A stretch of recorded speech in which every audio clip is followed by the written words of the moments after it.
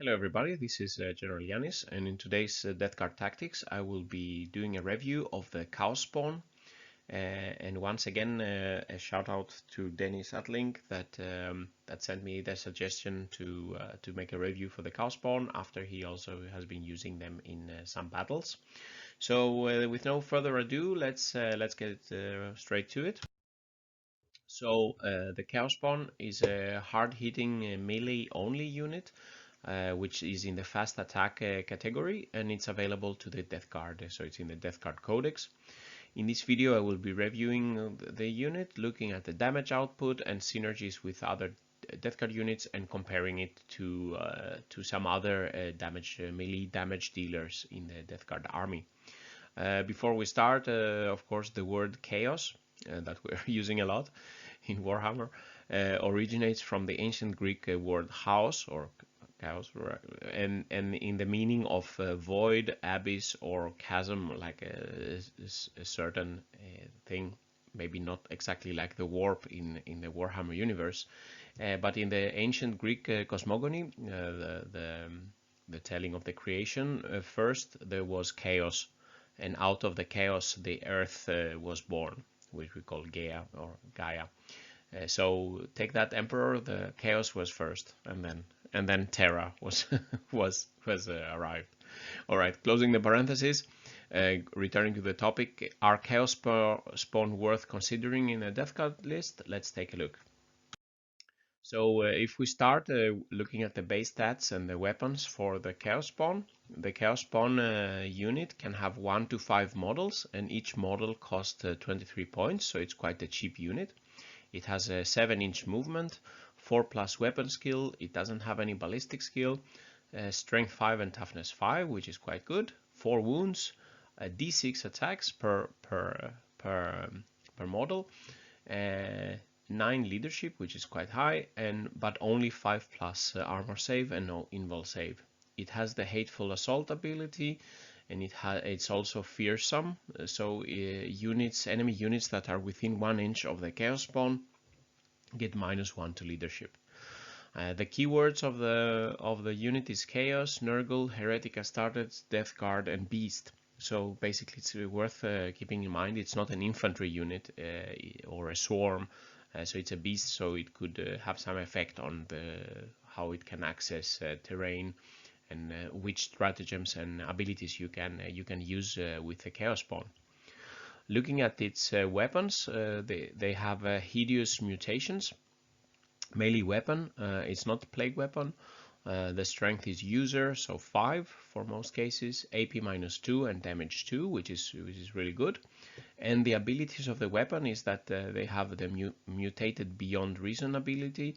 So every time before you fight with before you attack or you fight in the fight phase with this unit, you roll a d3, and if the d3 result is 1, then you have then the hideous mutations are Razor Claws, so then the AP becomes -4 instead of -2. If you get the pseudopods, another Greek word, but I will not bore you with that, then they get +2 attacks per model, so d6 +2 attacks. This is quite really good if you can get this, and especially in the charge you will be having d6 +3 attacks for each Chaos Spawn in the unit. And finally, the d3, if you get a 3, it's a Toxic Hemorrhage. Again, hemorrhage, Greek word, but let's forget about it. So in this case, you would be re-rolling all failed wound rolls. So basically, this is like having an Arch Contaminator and a Plague Weapon all by itself. So this will of course change depending on what you roll. So looking at summarizing, they have a low point cost, a good strength, a high number of attacks, high leadership, and they have very good melee damage 2 dealing weapon with mutating extra abilities. And of course, it's a melee only unit. They don't have any shooting. The durability, if we look at the wounds, it's quite good, 4 wounds per model, but there is only a 5+ save. They don't have disgusting resilience, which is of course a minus, and only 4+ in the weapon skill. The mobility is quite average, and they don't have an invul save. And as I said, please note it's not an infantry unit. For example, you cannot use the Veterans of the Long War, or you cannot use the Putrescent Vitality, for example, that only target Death Guard infantry units. Okay, so let's look at the damage that these weapons can do with various mutations. So here I'm looking at the melee damage of one cow spawn for the various mutations. So the Razor Claws is the blue, Pseudopods orange, and the Hemorrhage is the gray one. And here is the typical graph I have been using in my videos, where you have a variety of targets here. The targets over here have 4+ invul save, and here on this side the targets don't have invul save, and they are bunched in armor save category. So this group has 2+ armor save, 3+, 4+, 5+, etc. And in each group you have the toughness of the opponent going from toughness 3, 4, 5, 6, 7, 8. So, for example, you can find a unit like an Intercessor, no invul save, 3+ save, and toughness 4. You can see that the Chaos Spawn will be doing over 2 damage for an Intercessor, so killing one Intercessor per Chaos Spawn, for example, in this case.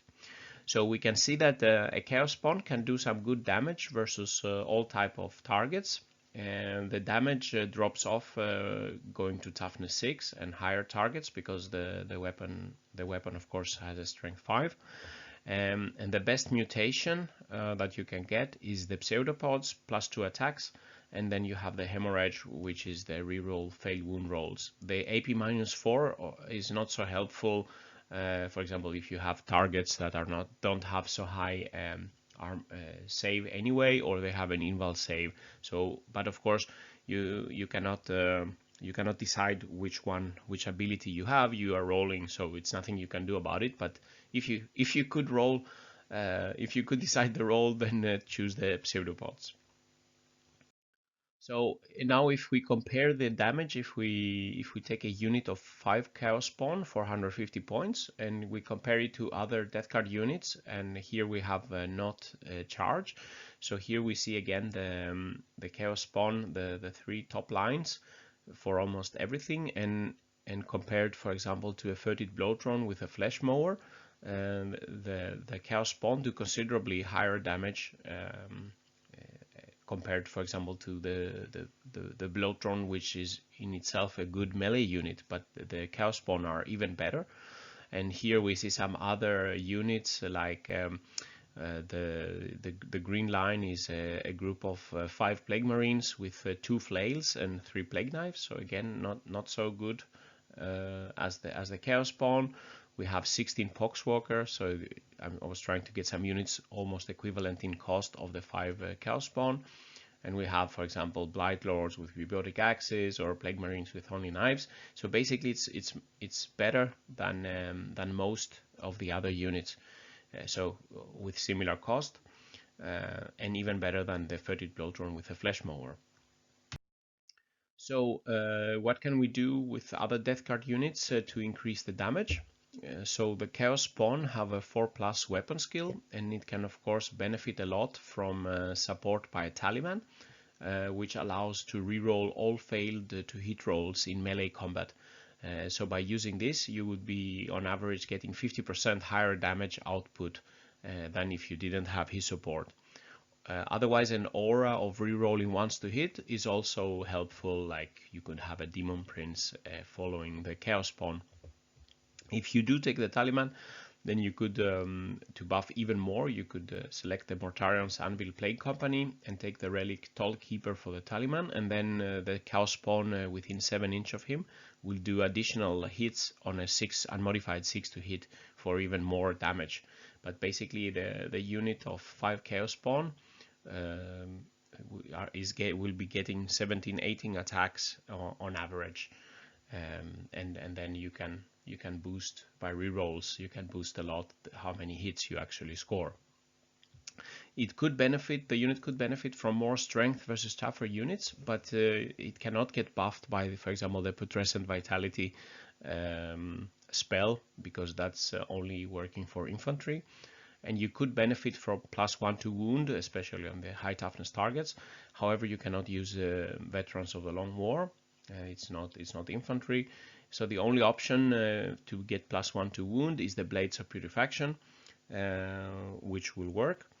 But however, you will not be able to get additional mortal wounds out of it because the weapons are not plague weapons. Having said that, of course, if you have a Worm Spitter relic carried by a supporting character, for example, a Malignant Plaguecaster, if they hit the target that the Cow Spawns will attack, then the Cow Spawns weapons will be treated as plague weapons. Then but you will not be able to, let's say, give more rerolls if you get the Hemorrhage mutation in any case.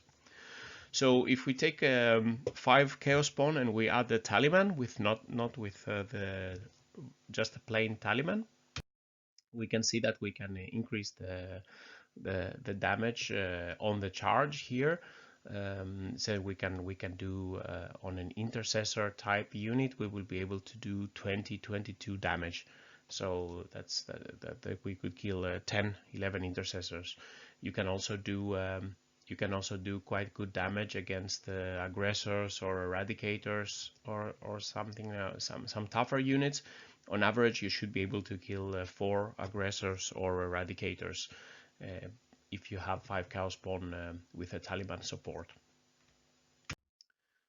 Looking at the durability, the Cow Spawn, the unit can get Disgusting Resilience with a Contaminated Monstrosity Stratagem for 1 command point. And this is valid for the whole unit of 5 Cow Spawn as well.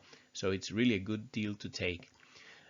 If you want to improve the durability further, you can take a Noxious Blightbringer with a Demon's Toll. Then this relic can give them a 5+ invul save. And he can also buff their advance rolls. So a Blightbringer could with his relic could both buff their advance rolls maybe in the first turn and give them the extra protection from invul saves. Miasma of Pestilence -1 to hit, of course, will be helpful, like any other unit in the Death Card army. And using terrain to your advantage, of course, can also help if you can hide them while advancing, or you don't allow the enemy to shoot with so many units until you are in close combat. So here in the table below, I was looking at the number of shots on average before 1 Chaos Spawn is destroyed. So you can see here, for example, bolt rifles, heavy bolter, and this type of weapons. It will take a Cow Spawn with no extra durability buffs. It can still take quite a lot of bolt rifle shots. But if you give it Disgusting Resilient, or you have Disgusting Resilience and the Demon's Toll, you can really improve the durability of the unit. The heavy bolter, you can take 7 to 14 shots to kill 1 Chaos Spawn. Supercharged plasma gun, and here you can see the Melta guns at half range with the new rules. If you don't upgrade it, so a unit of eradicators shooting at your Cow Spawn will be able to take several of them out. If you take the Disgusting Resilience and the Demon's Toll, you would be probably losing 1.5 Chaos Spawn instead of maybe half the unit, and so on. So you can get a significant improvement in durability with Disgusting Resilience. So I think it's, if you take the 5 Cow Spawn, use the CP, 1 CP to give them Disgusting Resilience. If you are fighting opponents with lots of heavy weapons and high damage weapons with high AP, consider the Demon's Toll relic with a supporting Noxious Blightbringer. Then they become much more durable. So, final thoughts and summary.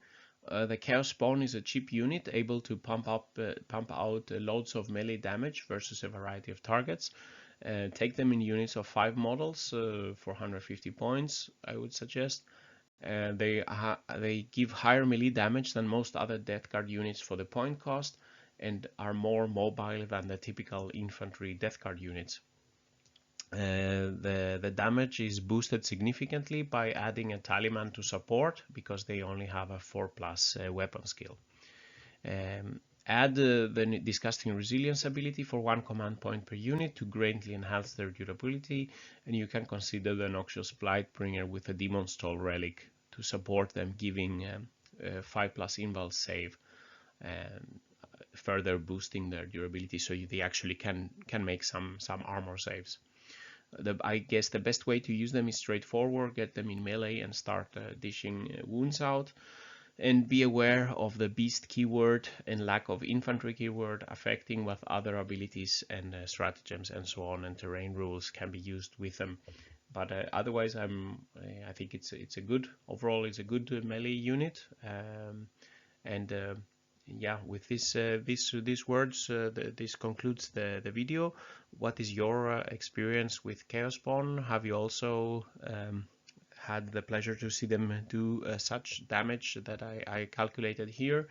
Do you have any comments or suggestions for this video? Please leave a comment. If you like the video, press like.